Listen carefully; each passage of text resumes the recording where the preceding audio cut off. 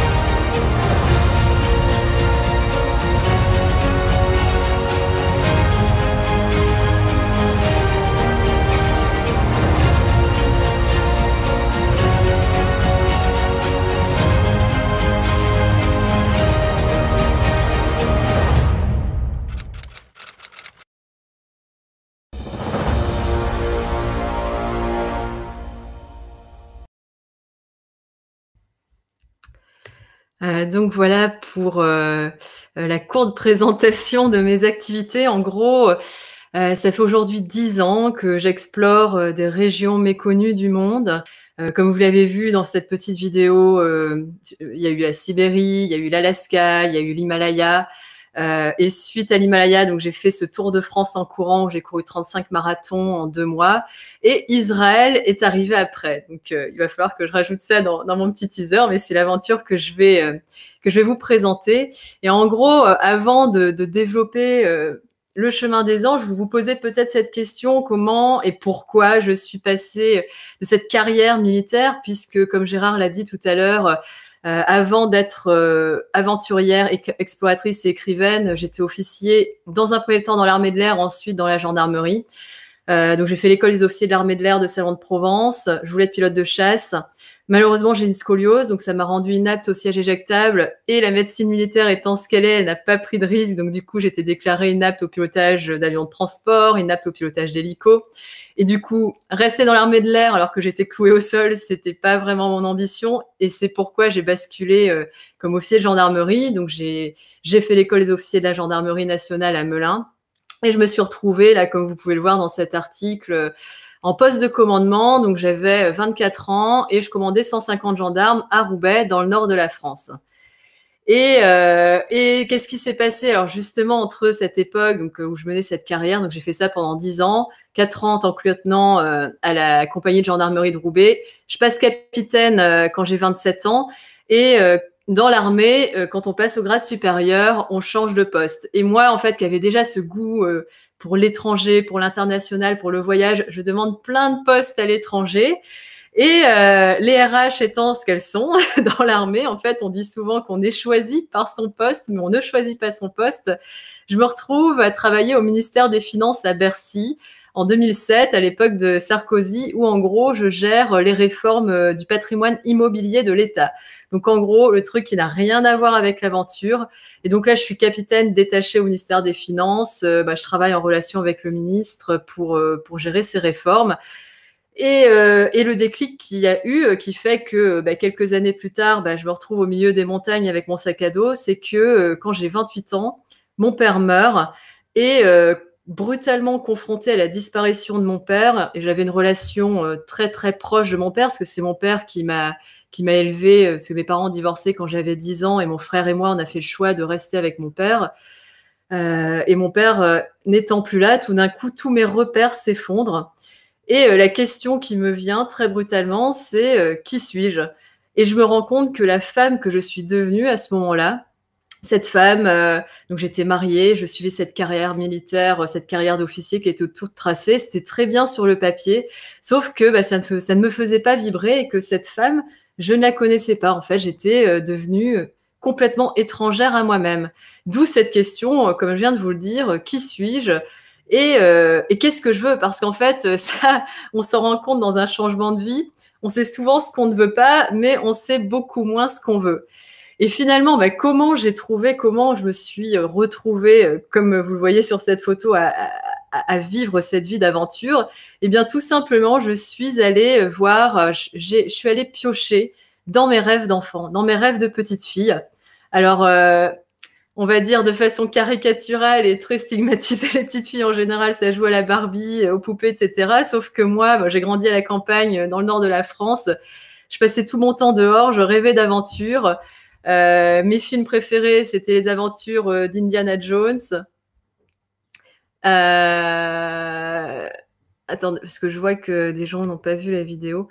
Voilà, mes films préférés, c'était Indiana Jones. Mes livres, c'était des livres d'exploration comme ceux de Jack London, ceux d'Alexandra David-Néel. Et finalement, je me dis, bah, puisque tu rêves de ça, plutôt que d'attendre, et confronté à la mort de mon père, j'ai compris à quel point la vie, c'était qu'un instant. Et si je voulais vivre ma vie, c'était aujourd'hui et pas demain. Eh bien, je me dis, bah, ça sert à rien que tu restes dans un système, dans un métier, dans une position sociale qui ne correspond pas à qui tu es. Donc, en gros, c'est le premier enseignement que j'ai tiré de cette épreuve et finalement que j'ai appliqué à chaque fois dans ma vie. C'est accepter le fait qu'à un moment, bah voilà, je me suis plantée de voie, ne pas blâmer, ne pas accuser quelqu'un à l'extérieur de moi parce que j'ai pris mes décisions en connaissance de cause, sauf que voilà, inconsciemment, bah, je me suis un peu perdue et apprendre à regarder au-delà.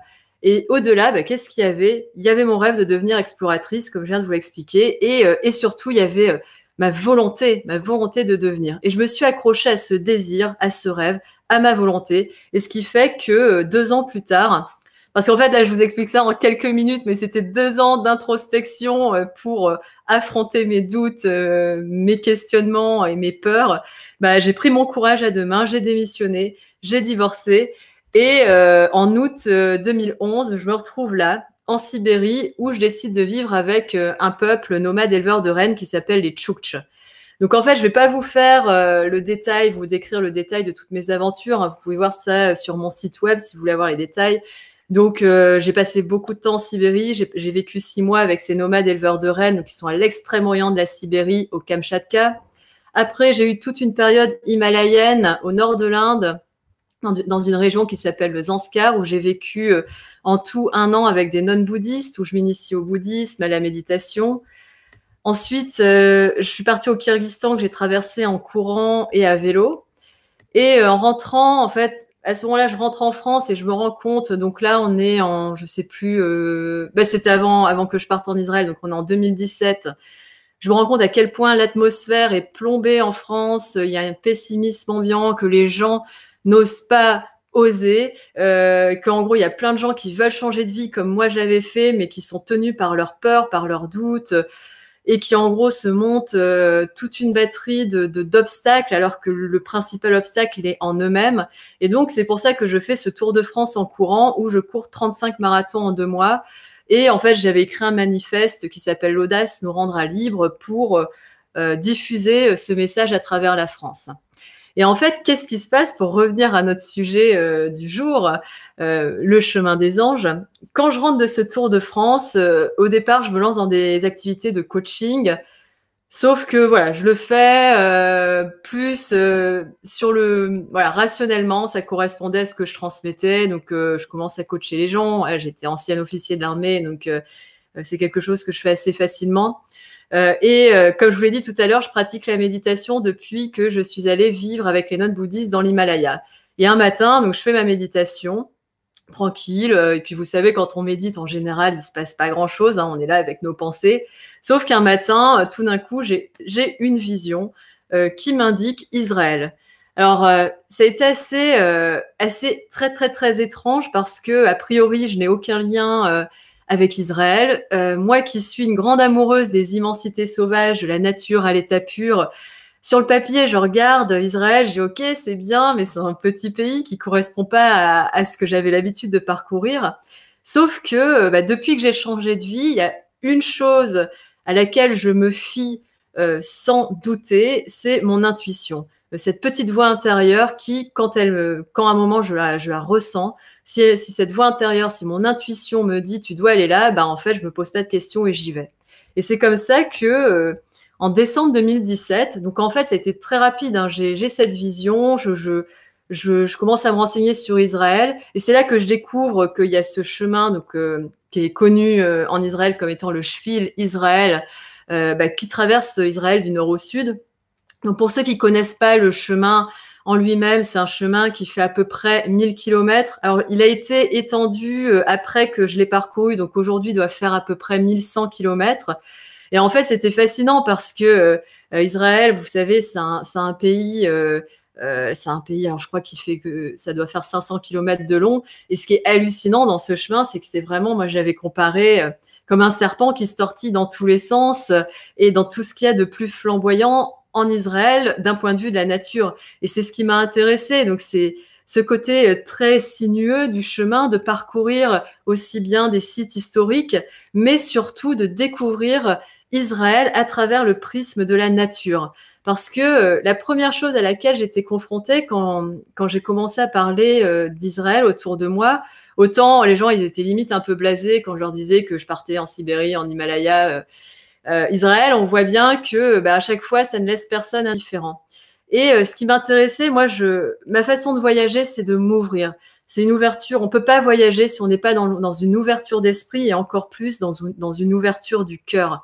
Et le principe même du voyage, c'est de mettre de côté ses préjugés et encore plus les préjugés des autres, tout ce que moi, on va pouvoir me dire. Et je trouve que marcher dans la nature, il n'y a rien de mieux pour s'ouvrir à une terre, pour s'ouvrir à la rencontre, pour s'ouvrir à l'énergie des lieux et derrière ça, s'ouvrir à soi. Et donc, c'est pour ça que l'existence de ce chemin, le Shvil Israël, ça tombait vraiment parfaitement dans moi, ce que j'aimais, dans ce que je voulais. Et c'est comme ça que j'ai décidé de le parcourir. Alors, pour faire le lien avec le titre que j'ai donné à cette conférence, mais également à mon livre que j'ai écrit là-dessus, Le chemin des anges. Ce qui est très drôle, c'est que je vous ai dit que j'avais passé beaucoup de temps dans l'Himalaya, et notamment c'était au Kyrgyzstan où j'avais rencontré un groupe d'Israéliens qui m'avaient parlé d'un chemin qu'ils avaient surnommé le chemin des anges. Et c'est après que j'ai fait le lien qu'en gros, ce fameux chemin des anges, c'était le Shvil Israël. Et pourquoi ils l'avaient surnommé le chemin des anges? Eh bien, c'était en raison des anges du chemin, donc ces personnes qui nous accueillent gratuitement, qui accueillent le marcheur sur le long du chemin, le temps d'une nuit, le temps d'un repas. Donc on appelle les Shvil Malachim, donc les anges du chemin. Et j'ai toujours gardé ce nom parce que déjà je le trouve très poétique, très beau. Et en plus, il s'avère que outre le fait que ce soit un chemin de randonnée où, comme je vous l'ai dit, j'ai marché pendant 2 mois pour le parcourir, un peu moins de 2 mois, j'ai mis, je crois, 50 jours pour le parcourir seule, parce qu'à chaque fois, comme vous avez vu, je voyage seule. En plus, donc quand je parle des anges, en fait, pour moi, ce chemin, ça a été plus qu'une marche. Voilà, comme j'ai pu faire, où j'ai traversé des régions de la Sibérie ou de l'Himalaya à pied, ça a été une véritable découverte intérieure au plan spirituel.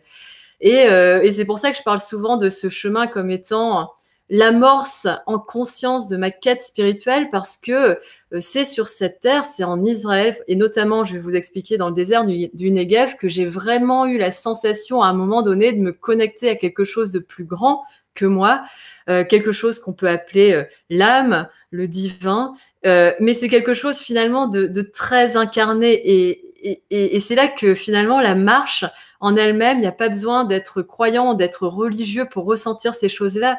Il suffit d'aller seul, marcher plusieurs jours, voire peut-être plusieurs semaines dans la nature pour vivre une expérience spirituelle. Pour moi, il n'y a pas plus grande expérience spirituelle que de marcher seul dans la nature. Et en l'occurrence, en Israël, en plus, je ne vais pas vous faire l'histoire d'Israël, vous la connaissez beaucoup mieux que moi. Israël, autant, et c'est ce que j'ai découvert hein, en commençant le chemin. Donc là, c'est le nord du chemin. Donc le chemin, il commence au kibbutz Dan. Donc là, on a la frontière au nord avec la Libye.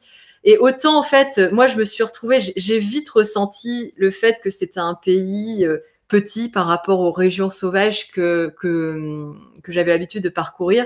Mais c'est là aussi que j'ai mesuré que la grandeur de ce pays, alors certes, c'était pas un pays grand géographiquement, mais c'était un pays qui était immense par son histoire, par l'énergie qu'il portait, par la diversité des rencontres que j'ai faites, je vais en parler tout à l'heure, et puis oui, par la puissance de l'énergie que cette terre porte. Et ça, une fois encore, pourquoi je m'y ouvre et pourquoi beaucoup de gens ne le voient pas, c'est parce qu'en fait, on peut le ressentir qu'en étant au contact de la terre, et une fois encore, rien de mieux que la marche pour s'ouvrir à cette énergie.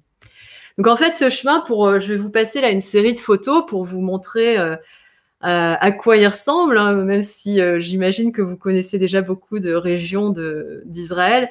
Donc en fait, le chemin, comme je vous ai dit, il part tout au nord de la frontière avec Non, je vous ai dit... je crois que je me suis plantée tout à l'heure, je vous ai dit la Libye avec le Liban. Et du coup, il descend petit à petit vers le sud. Donc moi, j'ai décidé de parcourir du nord vers le sud. Donc ensuite, on arrive au Mont Méron. Donc là, on est sur les hauteurs du Mont Méron à l'aube.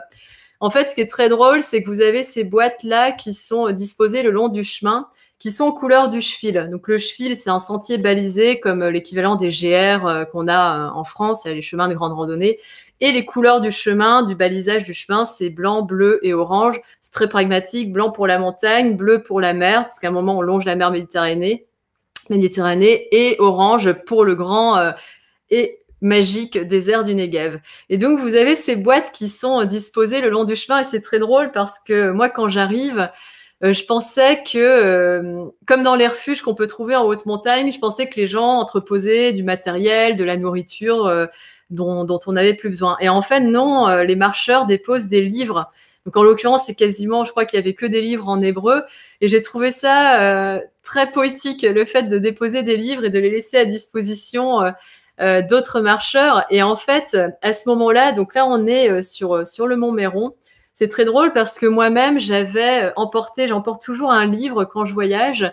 Et le livre que j'avais emporté, il s'appelle Le Kabbaliste, qui a été écrit par Patrick Lévy, qui est un livre que j'avais trouvé quelques jours avant de partir, donc que j'avais pas du tout ouvert. Et à ce moment-là, quand je vois cette boîte avec tous les livres, ça me donne envie d'ouvrir le mien. Donc je le prends. J'ouvre la page au hasard et là, ça m'a vraiment fait un choc parce qu'au départ, j'ai toujours cette question du pourquoi, qu'est-ce que je vais faire en Israël, quel est le sens de ce voyage. Et la ligne, donc la page et le passage du livre que je lis me parle de devenir. Et il y a cette expression qu'on voit dans la Bible quand Moïse est face au buisson ardent et demande à Dieu qui es-tu, et Dieu lui répond ayez Asher ayez, je serai ce que je serai, et donc je suis un être en devenir. Et ça, j'ai trouvé que c'était, évidemment, il y a une dimension philosophique à ce passage, mais j'ai trouvé que c'était un super signe qui me disait de ce que je faisais finalement sur cette terre, qu'au lieu de me définir comme personne, une exploratrice, une écrivaine, eh bien, j'étais tout simplement quelqu'un, une femme, en train de devenir. Et que finalement, cette terre, elle allait m'apporter des réponses aux questions existentielles que je me posais, du pourquoi, qu'est-ce que je fais là, quel est le sens de ce voyage. Et donc, petit à petit, après, ça, c'est l'avantage de la marche, c'est qu'au bout d'un moment, on se pose pas de questions, on avance et on se laisse complètement immerger par la beauté du paysage. Et moi, j'ai vraiment été sidérée par la diversité des paysages en Israël. Donc là, je redescends du Mont Méron pour arriver à la ville de Tzfat. Et donc là, on arrive dans les petites ruelles de Tzfat. Et du coup, je me retrouve de l'autre côté du Mont Méron avec ce paysage fabuleux sur la vallée où il y a ce coucher de soleil qui est flamboyant au-dessus de la ville de Tzfat. Et l'autre signe, parce que pour moi, il n'y a jamais de hasard, et à chaque fois, la magie de mes voyages, c'est qu'ils sont ponctués de signes et d'enseignements. Et l'autre signe, en fait, le deuxième signe que je vais avoir en arrivant à Tzfat, c'est qu'en fait, en plus, je me rends compte que Tzfat, je ne le savais pas du tout avant de venir, Tzfat est la ville des kabbalistes. Et je venais, en fait, tout juste d'arriver avec mon livre sur la Kabbale que j'avais trouvé, entre guillemets, par hasard dans une librairie. Et je discute, en fait, je vais dans le coin de la galerie des artistes, et puis je tombe sur ces peintures en forme. Pour moi, en fait, ça m'a fait penser au mandala bouddhiste. Et donc, je rentre dans la boutique et l'artiste peintre, donc je lui fais part de mon étonnement. Je lui dis, on dirait des mandalas bouddhistes. Et donc, c'était un kabbaliste qui avait peint ces toiles, et me dit, mais oui, il n'y a pas de hasard parce que tout est lié. Et notamment le cercle, c'est une forme qui de toute façon est universelle. Et là, il me parle de la façon dont les kabbalistes perçoivent les sens des mots, c'est-à-dire que par rapport à la Torah, il y a un sens derrière le sens et que rien n'est figé. Et que finalement, enfin, moi qui me posais beaucoup de questions sur l'existence, et il me disait, mais c'est très bien parce que la plus belle réponse que tu puisses avoir à tes questions, c'est une autre question, et qu'à partir du moment où on met une réponse, on donne une réponse aux questions, on fige.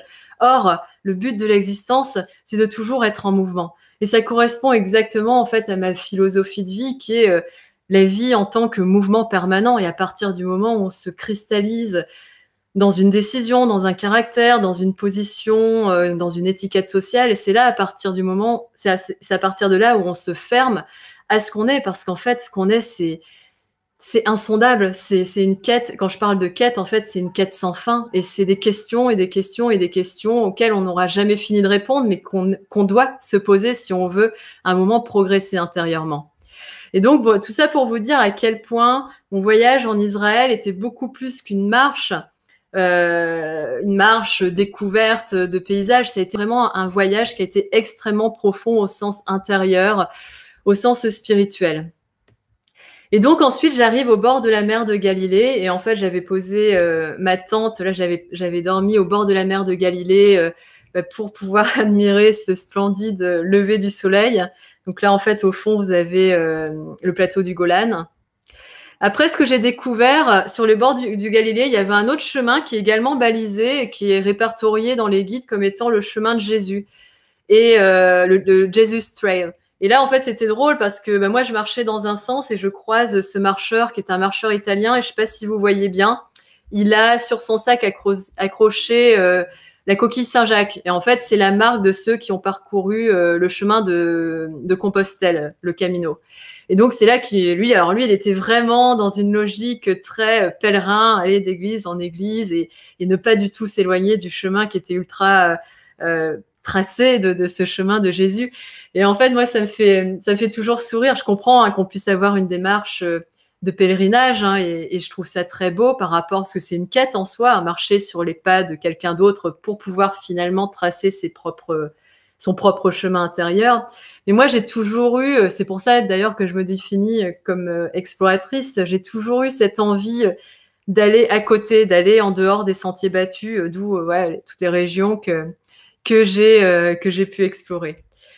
Mais ensuite, après ce passage auprès de la mer de Galilée, on arrive sur le mont Tabor. Donc là, j'ai pris, c'est une photo du mont Tabor vue depuis Nazareth. Donc en fait, il faut imaginer que la mer de Galilée, elle est tout au fond. Donc j'arrive depuis derrière le mont Tabor. Donc le chemin passe au-dessus du mont Tabor. Il y a cette fabuleuse basilique de la Transfiguration.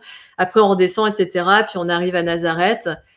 Et après, le lendemain, je fais la rencontre avec ce Druse, qui était donc le berger. C'était assez drôle parce que moi, je connaissais pas l'existence de ce peuple, le peuple Druze. Et j'étais fascinée par la fierté qu'il avait. D'ailleurs, on voit, il porte son treillis avec son treillis militaire avec son nom hébreu. Cette fierté qu'il avait d'être en Israël, malgré, il me racontait comme quoi toute sa famille était complètement éclatée entre la Syrie, entre le Liban, et malgré tout, voilà, cette joie d'être et cette joie de vivre.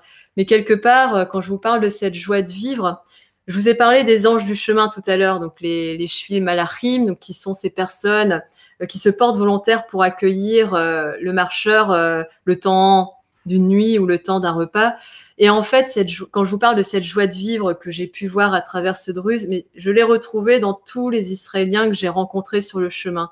Cet amour de la vie, avec cette expression que j'adore, à un moment j'en parle dans mon livre, le Yom Yom, vivre au jour le jour, qui est finalement une vision très épicurienne de la vie, qui est d'autant plus présente par rapport à voilà, l'instabilité que vous connaissez au quotidien et encore plus aujourd'hui, d'après ce que j'ai compris, comme Gérard pouvait dire qu'en ce moment, voilà, vous vivez l'insécurité, mais en même temps, moi, ça me parle beaucoup parce que, comme je vous ai dit tout à l'heure, j'ai changé de vie. Pourquoi? Parce que tout d'un coup, j'étais confrontée à la mort. Pas la mienne, j'ai été confrontée à la mort de mon père, mais ça a eu un écho très fort en me disant, mais oui, effectivement, la vie se vit à l'instant présent. Et pour revenir à la marche, en fait, elle est fabuleuse parce que, vous savez, quand on est dans un certain confort du quotidien, on est toujours balancé entre les regrets du passé et la peur du futur. Mais en fait, quand on regarde, on est très rarement dans l'instant présent. Ou alors quand on passe des bons moments avec les personnes qu'on aime, ou là, enfin, d'ailleurs, j'ai découvert la tradition du Shabbat en Israël, où j'ai vraiment trouvé ce truc du retour à l'instant présent, où on ferme les téléphones et on profite de ce moment en famille. Mais la marche, en fait, c'est exactement ça. C'est que, je ne sais pas si vous avez cette expérience-là ou si vous allez la vivre, mais marcher, en fait, quand vous marchez pendant des jours, 10 heures par jour, oui, vous pouvez penser, vous allez penser pendant 2 heures, 3 heures, mais après, à un moment donné, vous n'allez plus penser parce que la seule chose que vous avez à faire, c'est avancer. Et c'est pour ça qu'en fait, c'est une sorte de méditation en mouvement, mais de très, très longue méditation. C'est une grande expérience méditative, la marche. Donc, je vais un peu plus vite là pour vous laisser le temps de poser les questions. N'hésitez pas à poser des questions hein, si vous avez des questions justement. Je regarde en même temps le chat. Oui, oui effectivement. Désolée, j'ai dit la Libye tout à l'heure, c'était le Liban. C'était une grosse erreur de ma part. Alors voilà, donc là on est au bord de la mer Méditerranée. Comme je vous ai dit tout à l'heure, le Shfil passe le long de la mer de Méditerranée. Donc là, voilà, je vais t'amuser à écrire Shfil Israël en hébreu parce que ça c'est une autre de mes particularités quand je voyage. J'aime apprendre les bases de la langue et j'ai trouvé l'hébreu fascinant.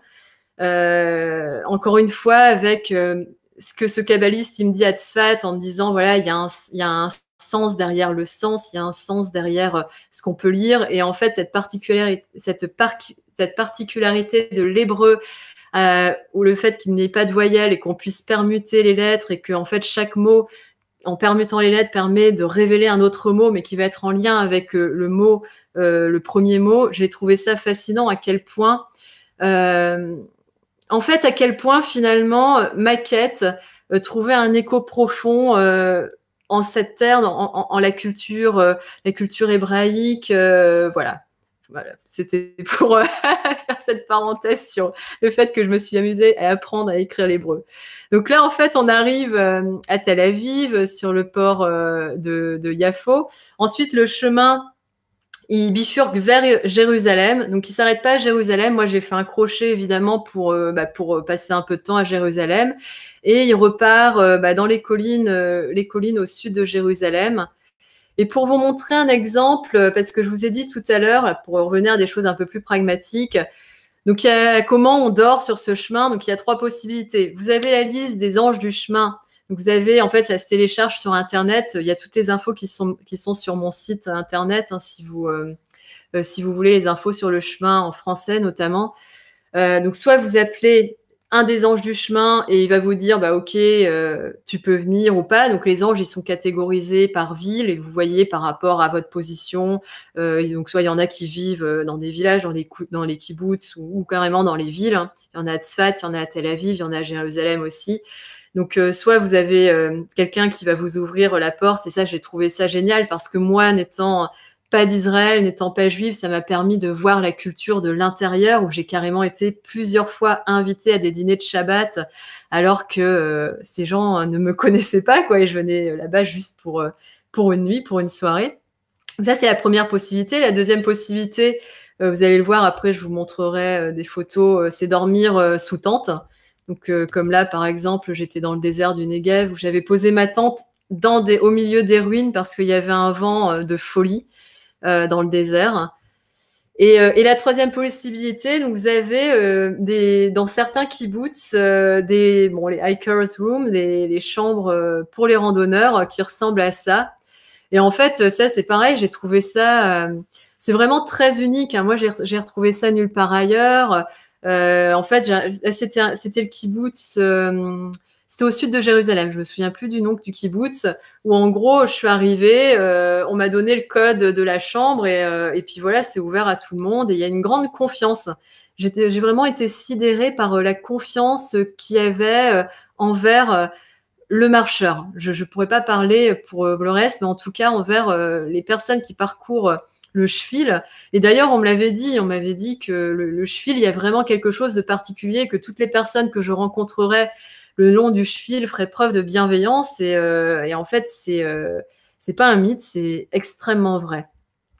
Et à un moment aussi, pour vous parler des logements que j'ai eus, je me suis retrouvée à Beth Guvrin, donc le kibbutz de Beth Guvrin, où il y avait ces jeunes qui faisaient la Mechina. Vous savez, la Mechina, c'est ce qu'ils font, c'est une année de préparation qu'ils peuvent faire après le lycée et potentiellement avant d'intégrer l'armée. Et en fait, c'est drôle parce que du coup, je leur avais dit, donc ils m'avaient accueilli chez eux où j'avais pu dormir dans leur dortoir. Et j'aurais dit, mais alors, du coup, l'année de Mechina, c'est une préparation à l'armée, si j'ai bien compris. Ils me disent, mais non, c'est une préparation à la vie. Et j'ai trouvé ça, pareil, extrêmement beau parce que qu'est-ce qu'on leur apprend? Alors, vous connaissez sans doute le système, mais bon, moi, ça m'avait vraiment interpellée parce que quelque part, c'est ce que j'avais connu avant d'intégrer l'école des officiers d'armée de l'air. J'ai fait moi-même une prépa militaire et en fait, on apprend à se débrouiller loin du foyer familial, à être indépendant. Là, en fait, ils faisaient un cours entre eux.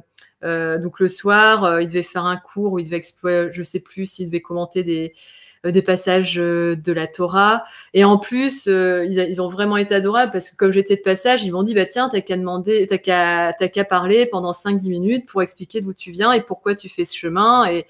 Et vraiment, un accueil hallucinant. Ce qui m'a marqué aussi beaucoup, c'est la maturité de ces jeunes, en l'occurrence, et d'autres jeunes que j'ai croisés sur le chemin, qui ont 18-19 ans, qui ont déjà une grande maturité par rapport à notamment la jeunesse que je peux connaître en France.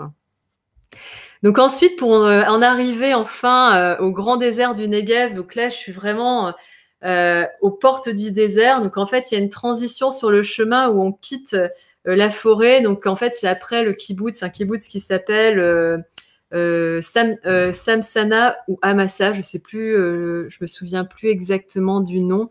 Mais il y a cette grande forêt qui a été plantée, je crois, dans les années 50 ou 60, qui empêche justement la désertification, la progression du désert. Et donc, en fait, c'est fabuleux parce qu'on sort de la forêt et tout d'un coup, bah, au pied du chemin, et ben, il y a ce grand désert du Negev. Et en fait, là, le désert du Negev, pour moi, ça a été... donc, c'est 3 semaines de marche concrètement dans le désert par rapport... ça fait quasiment la moitié du chemin. Ça a été mon gros coup de cœur du chemin parce que, comme je vous l'ai dit en début de présentation, je suis une grande amoureuse des immensités et là, en fait, j'ai retrouvé cette impression, cette sensation d'immensité. Et en plus, c'était la première fois que je parcourais un désert. Alors, sachant que le désert du Negev, c'est un désert de pierre. Et j'ai trouvé que le fait de marcher seul dans le désert, il n'y avait rien de plus introspectif. Comme je vous ai dit tout à l'heure, déjà la marche, il y a ce rapport méditatif, il y a ce rapport à soi qui est extrêmement profond, ce rapport à l'instant présent, et du coup, on va chercher à l'intérieur de soi. Mais dans le désert, c'est encore plus démultiplié. Il y a quelque chose de très aride, notamment dans le désert du Negev, mais qui du coup, et c'est ça le but, c'est quoi en fait une quête intérieure, quête spirituelle, c'est pas apprendre, c'est désapprendre. C'est désapprendre tout ce qu'on n'est pas pour se souvenir de ce que l'on est à la base, pour rentrer en contact avec le soi. Et à un moment, moi, c'est l'expérience que j'ai eue, une expérience spirituelle, c'est-à-dire à un moment toucher à mon essence, à mon soi, à mon âme. Et donc là, en fait, c'est le chemin maintenant passe auprès de la mer Morte. Donc là, vous voyez le phénomène de la mer Morte avec les dolines, donc ces trous d'effondrement qui sont au bord de la mer Morte, où en principe, on n'a pas le droit d'aller parce que potentiellement c'est dangereux, mais voilà, j'y étais, ce qui m'a permis de voir la mer Morte au plus proche. Et donc, voilà, je vous fais défiler là, les photos du désert. Donc là, c'est la vallée de Sin. J'ai pris la photo où j'étais au kibbutz qui s'appelle Midreshet Ben Gurion, qui est un lieu que j'adore. C'est lieu très, très, très méditatif. Et en fait, le chemin, il se poursuit. Donc, on part du kibbutz, on redescend dans la vallée de Sin, on remonte ensuite sur les hauteurs. Et là, en fait, c'est un lieu que j'ai découvert complètement, enfin, qui était sur le chemin. Enfin, j'allais dire par hasard, mais voilà, je ne crois pas au hasard. C'est un camp, c'est une famille de bédouins qui a une histoire hallucinante parce que ils travaillent, ils sont beaucoup en relation avec les gens du kibbutz et du coup, ils ont développé notamment cette femme qui s'appelle Magdalena. Elle accueille les randonneurs de passage, mais y compris si vous y allez pendant une soirée, enfin une nuit, vous pouvez passer la nuit. Alors il y a des tentes qui sont mieux aménagées que ça. Et du coup, elle vous prépare à manger, etc. C'est des gens qui sont adorables. Magdalena, elle est vraiment hallucinante. Elle parle hébreu, arabe et anglais et elle mélange les trois en même temps. En fait, ce qui est drôle, c'est qu'elle me disait que même son mari ne la comprenait plus tellement elle mélangeait les trois. Et après, donc voilà, le chemin se poursuit à travers ce désert montagneux. Quand je vous parlais de signes tout à l'heure, à un moment, je me posais, évidemment, moi, il y a un côté très philosophique au voyage, et je me posais la question sur l'avenir du monde. Tout à l'heure, Gérard parlait ouais, de cette situation qu'on vit avec de plus en plus de violence qu'on peut connaître partout dans le monde. Hein. C'est quelque chose, je pense, un phénomène très général. Et tout d'un coup, donc il y a le coucher du soleil. Donc là, on n'est pas très loin de Mitzperamon quand j'ai pris cette photo. Et en fait, je sais pas si vous voyez, il y a enfin moi je l'ai pris pour une colombe qui se dessinait au milieu des nuages. Donc je l'ai pris comme un espoir de paix. Autant espérer.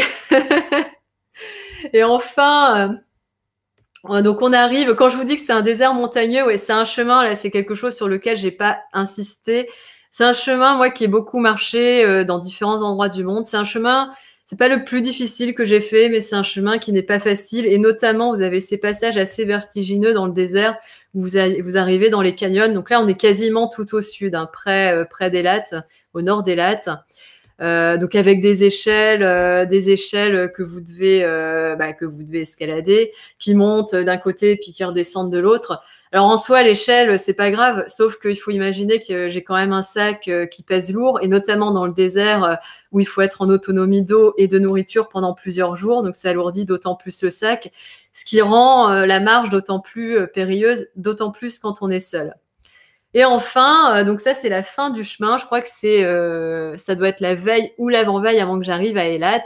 Donc vous voyez à quel point les couleurs peuvent changer. Où auparavant on a un désert qui est beaucoup plus de couleur ocre, fauve. Et enfin, ce désert, les montagnes rouges qui sont aux portes de l'Égypte.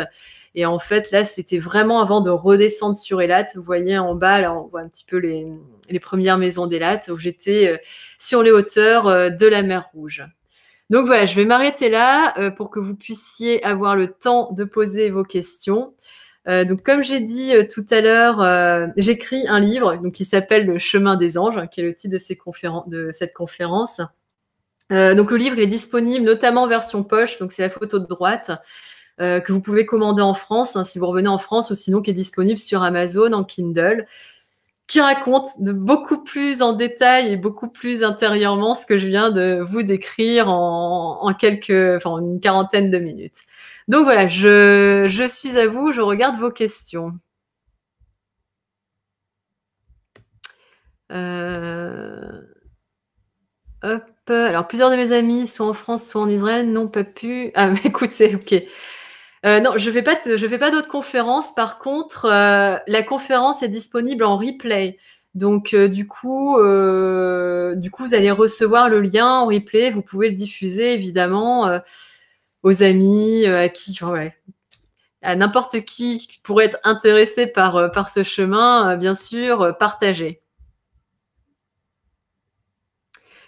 Merci beaucoup. Alors Tamara qui me demande est-ce que je pourrais être guide. En fait, mon métier c'est pas d'être guide, hein, évidemment, parce que j'ai d'autres activités. En revanche, je travaille avec une agence qui s'appelle Nomade Aventure, qui est une des agences numéro 1 dans le voyage à pied et notamment le voyage d'aventure. Et ils organisent des voyages d'exception avec des figures de l'exploration et notamment des personnes, parce que je fais partie de la Société des explorateurs français.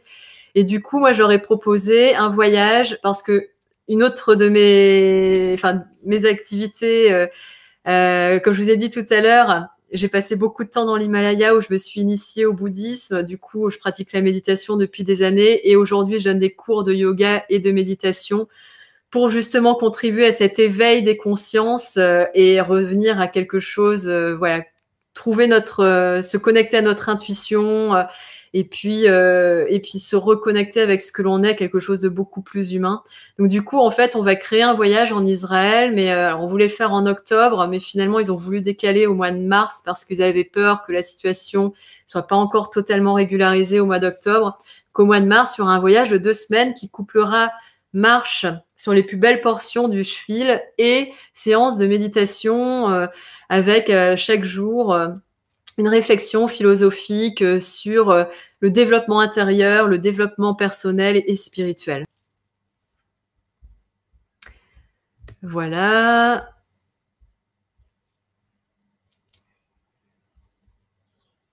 Merci beaucoup. Ah oui, il y a quelqu'un qui me dit désolé si j'ai mal prononcé les mots en hébreu.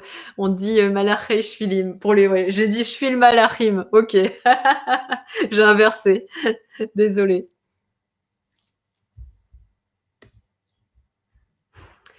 Voilà, si vous avez des questions, n'hésitez pas. Hein, je suis là. Là, on a encore un quart d'heure, donc, je sais pas. Hein, c'est des questions techniques, des questions logistiques, des questions philosophiques, comme vous voulez. Sinon, on peut faire une méditation. Hein.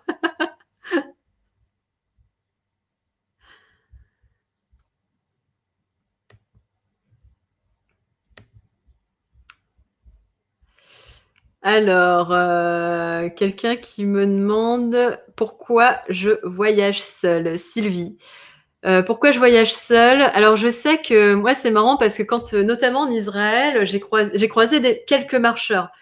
Alors, pour vous dire, le chemin, je l'ai parcouru en hiver. Donc, j'étais partie fin décembre 2017 et j'ai terminé mi-février 2018. Donc, il y a très peu de personnes déjà qui le parcourent en hiver parce que la météo est pas idéale. Donc, j'ai eu quand même, pas beaucoup, mais j'ai eu quelques jours de pluie. Mais du coup, je commençais à croiser des marcheurs qui, eux, partaient du sud vers le nord et notamment des jeunes Israéliens qui le faisaient en groupe. Et c'est vrai que ça, c'est une question qu'on m'a fréquemment posée parce qu'eux me disaient qu'ils adoraient en fait marcher et voyager en groupe et qu'ils s'imaginaient jamais partir seuls parce que voilà, ils aimaient partager leurs impressions, etc. Pour moi, voyager seul, comme j'ai dit tout à l'heure, il y a un côté. Mon voyage, en fait, c'est plus que voyager, c'est plus que découvrir des paysages. Pour moi, il y a vraiment un côté intérieur, une quête existentielle qui est devenue aujourd'hui une quête spirituelle. Et d'où ce rapport à la solitude. Donc c'est un peu un côté ermite, c'est-à-dire qu'à un moment, quand bien même je suis en mouvement, quand bien même bien sûr, je vais rencontrer des gens, j'ai vraiment ce rapport avec moi qui est un face-à-face avec moi-même. Et c'est à partir de là où je trouve le sens de ma vie, ce que je désire, ce que je ne veux plus. Au contraire, c'est une longue introspection. Et l'introspection, pourquoi elle est compliquée et pourquoi aussi peu de personnes la font? Bah parce qu'à un moment, on est face effectivement à ses désirs, à ses lumières, mais on est également face à ses ombres. Et ça implique, et c'est nécessaire, ça nécessite d'être seul. On ne peut pas faire une introspection à plusieurs. C'est autre chose. Je ne rejette absolument pas l'expérience collective de communauté. Je trouve que c'est vraiment deux choses qui sont très complémentaires. J'adore vivre en communauté. Quand je fais mes stages de yoga, etc., on est en groupe. J'ai fait l'armée, donc on apprend à vivre en communauté. Et il y a ce sens de la cohésion qui, pour moi, est extrêmement important, le sens de la solidarité. Mais en même temps, il y a aussi cette question, qui suis-je? Qu'est-ce que je veux pas? Qu'est-ce que je désire? Quel est le sens de ma vie? Quel est le sens de la vie? Et ces questions, en fait, on ne peut y répondre que quand on est seul. Donc voilà pourquoi je voyage seule, c'est pour toutes ces raisons-là. Alors, est-ce que j'ai écrit des livres sur mes autres voyages. Non, en fait, ça, c'est mon 3e livre. Le premier livre que j'ai écrit, c'est le récit de mon changement de vie qui s'appelle Là où je continuerai d'être. Donc en fait, si vous étiez là au tout début, je racontais que moi je suis devenue exploratrice, puis écrivaine. J'ai commencé à écrire après, suite à la mort de mon père. Et donc ce premier livre raconte ma vie d'avant, donc cette vie hyper cadrée, hyper rationnelle, où j'étais très dans le mental, très déconnectée de mes émotions. Le déclic, la mort de mon père, donc l'effondrement, la perte de mes repères. Et tout d'un coup, où je me reconnecte à mes émotions, à mon intuition, et je décide de partir en Sibérie et en Alaska. Donc ça, c'est l'histoire de mon premier livre. Et donc il y a eu le 2e livre qui est un manifeste sur l'audace, mais qui est en rupture de stock et qui ne sera plus réédité, parce qu'entre-temps, j'ai changé d'éditeur. Et chez Payot, donc qui est mon nouvel éditeur, donc il y a eu Le Chemin des Anges, et mon dernier livre qui est sorti en mars dernier, qui s'appelle Le Souffle des Andes. Donc, ne pas confondre Chemin des Anges et Souffle des Andes. Et le Souffle des Andes, ça raconte l'histoire de ma traversée des Andes au Chili. Donc, j'ai traversé la cordillère des Andes seule de nouveau pendant 3 mois à pied. Un chemin extrêmement, extrêmement sauvage. Et en fait, une fois encore, comme je vous ai dit, mes voyages, à chaque fois, c'est plus que des voyages. Là, c'était un voyage pour me reconstruire parce que lors d'une précédente marche, je suis partie en Turquie. Je me suis fait agresser, où quelqu'un a voulu me violer et me tuer. Et suite à ça, donc je suis rentrée en France totalement détruite intérieurement. Il y a eu tout un travail de reconstruction, retrouver confiance. Et donc pour revenir à pourquoi voyager seule, est-ce que j'aurais la force de repartir seule? Il y a un moment, j'ai senti mon corps qui m'a poussée à repartir, à marcher seule. Et du coup, j'ai décidé de marcher seule jusqu'en Patagonie. Donc c'est un long chemin de 3 mois. Donc, qui est l'histoire de mon dernier livre, Le Souffle des Andes. Une marche pour se reconstruire, une marche pour guérir, au contact de la nature, au contact des éléments.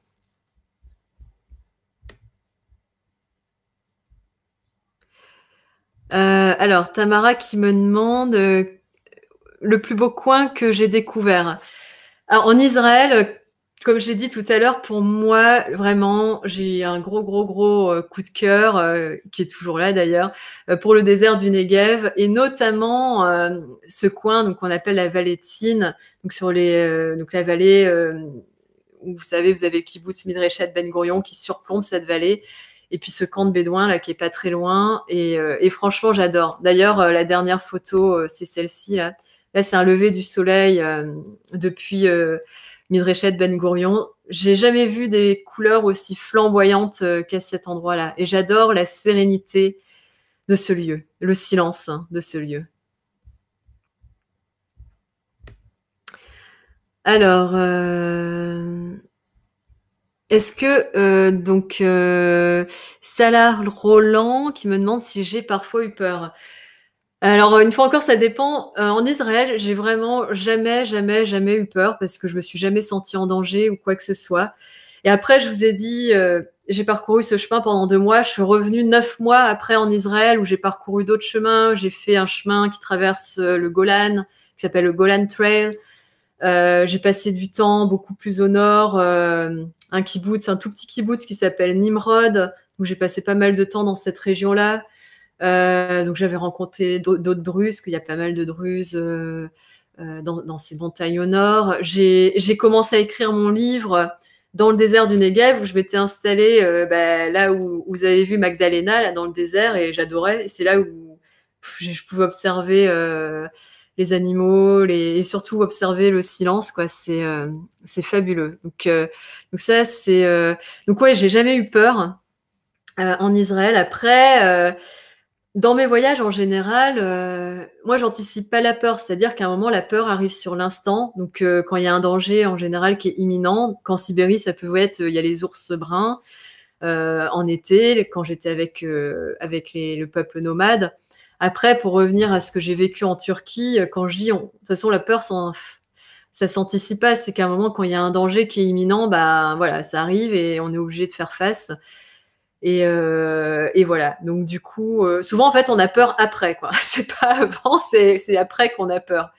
Après, aujourd'hui, comme je vous ai dit, hein, j'étais victime d'une agression où j'ai failli perdre la vie.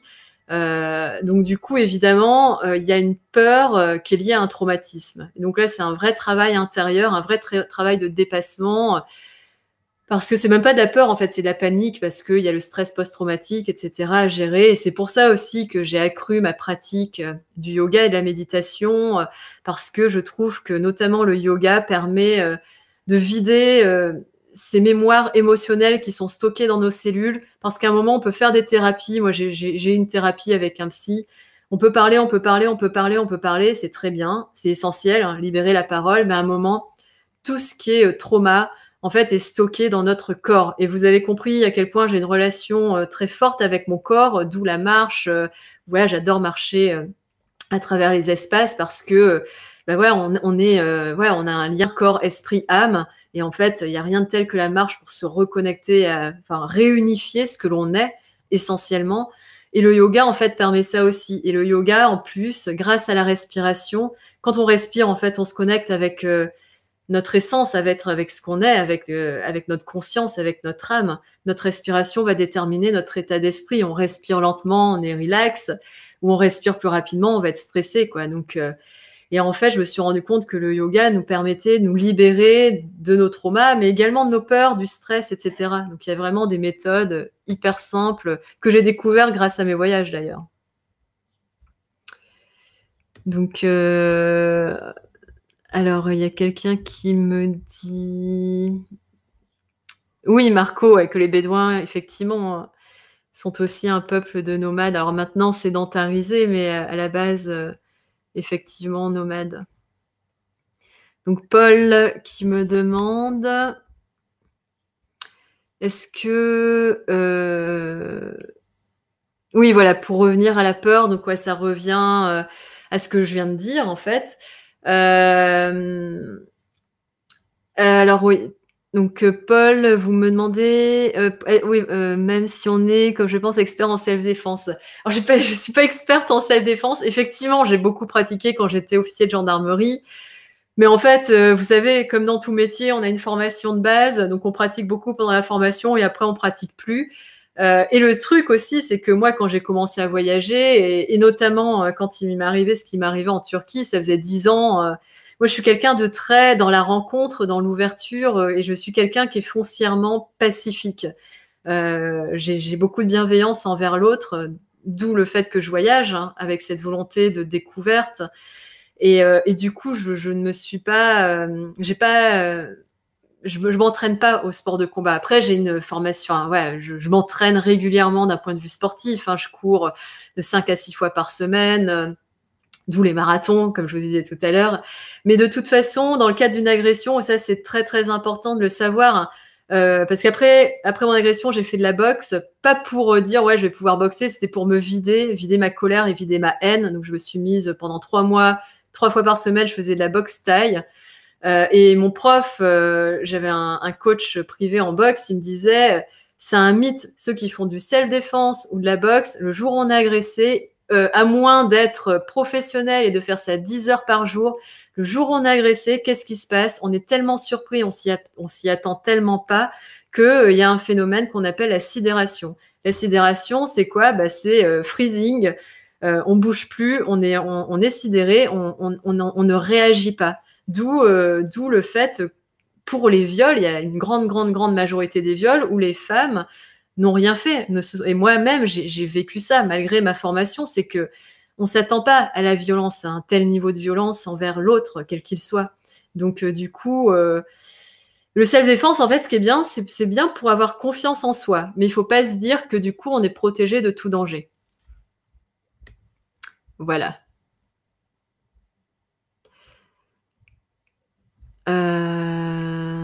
Alors, attends. Ouf, ouais, je vois, du coup, il y a plein de questions, parce qu'il est 18h29.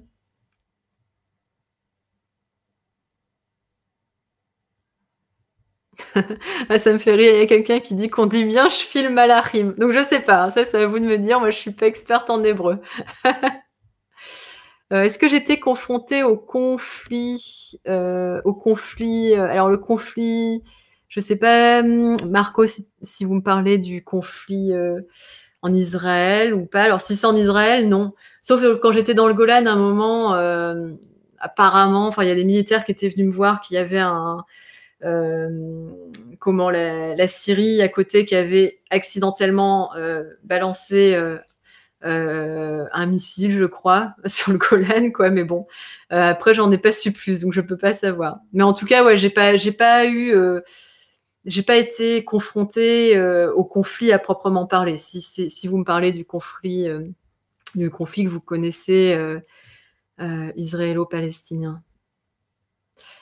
Caroline, donc quel est mon prochain voyage? Ça, c'est une question qui est c'est toujours très compliqué pour moi de répondre à cette question parce que, comme je vous l'ai dit, je fonctionne beaucoup par intuition. J'écoute mon intuition. Vraiment, moi, c'est des appels du cœur. Donc des fois, en l'occurrence pour Israël, c'était carrément une vision. Donc j'ai OK, d'accord, j'y vais.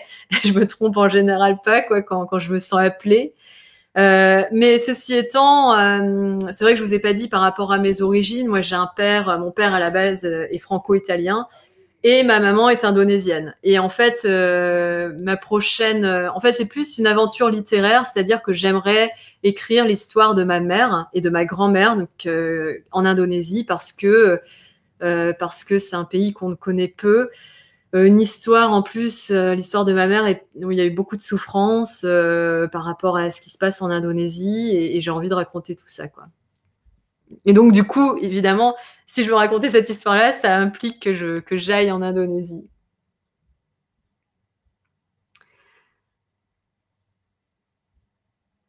Ah, il y a une question, c'est vrai que je trouve ça intéressant, quelqu'un Elie Sheva Silverman qui me demande est-ce que l'idée de me rapprocher du judaïsme m'a effleurée? Ouais, j'y ai pensé évidemment parce que en Israël, il y a vraiment eu, et je vous le dis avec beaucoup de sincérité, hein, je dis pas ça parce que je fais une conférence pour vous.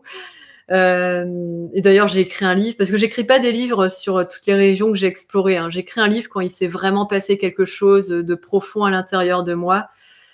Donc du coup, ouais, je me suis posé des questions. Est-ce qu'il y avait quelque chose dans mon passé qui me raccrochait, que ce soit à Israël ou au judaïsme?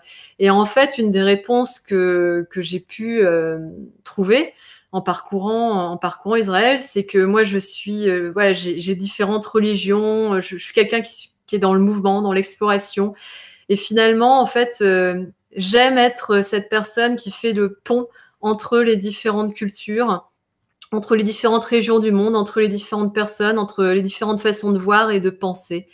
Et moi, par contre, ma volonté à travers ça, c'est d'apporter beaucoup plus de tolérance et d'unifier, tout en restant dans son identité, parce que ça, je trouve que c'est très, très, très important, hein. On peut pas grandir si à un moment on n'a pas des racines qui sont profondément ancrées. Donc c'est très important de connaître ses racines. Et moi, en fait, mes racines sont ancrées dans la diversité parce que, comme je vous l'ai dit, ma mère est indonésienne de confession musulmane, mais moi j'ai grandi en France de façon catholique, mais j'ai exploré le chamanisme, le bouddhisme, l'hindouisme, comme je vous l'ai dit tout à l'heure, le judaïsme, la kabbale. Quand j'étais en Turquie, c'était pour découvrir le soufisme. Donc en gros, voilà, j'ai tout ça en moi, et ce que j'aime en fait, c'est créer des ponts entre tout ça, quoi, des liens. Donc voilà, alors je pense que ah oui, mais Marco qui me précisait si c'était le conflit politique. Non, moi déjà je suis pas venue pour ça, quoi, parce que ça ce serait plus une démarche journalistique. Mais après, de fait, bon, je posais pas de questions là-dessus, mais j'ai jamais été confrontée, mais même dans les rencontres, dans ce qu'on pouvait me dire, j'ai pas été confrontée au conflit politique en Israël. Par contre, c'est vrai qu'en France, quand je suis rentrée et quand j'ai décidé d'écrire mon livre sur mon expérience en Israël, alors ça reste un récit de voyage, et en plus le récit d'une quête intérieure, d'une quête spirituelle.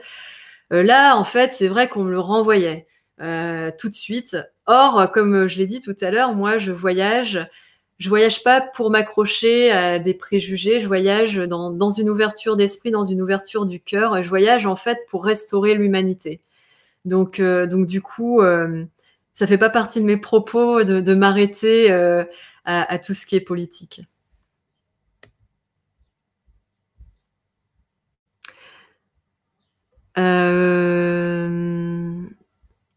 Donc voilà. Oui, mais j'ai répondu aux questions. Est-ce que j'ai Marco qui me demande si j'ai des origines juives? A priori, non.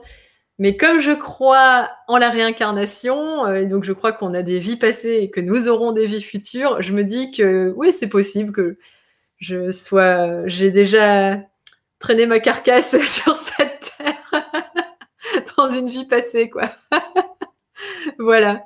Bah écoutez, Joël, comme il est 18h35, je vais pas vous retenir davantage. Enfin, il est 19h35 chez vous.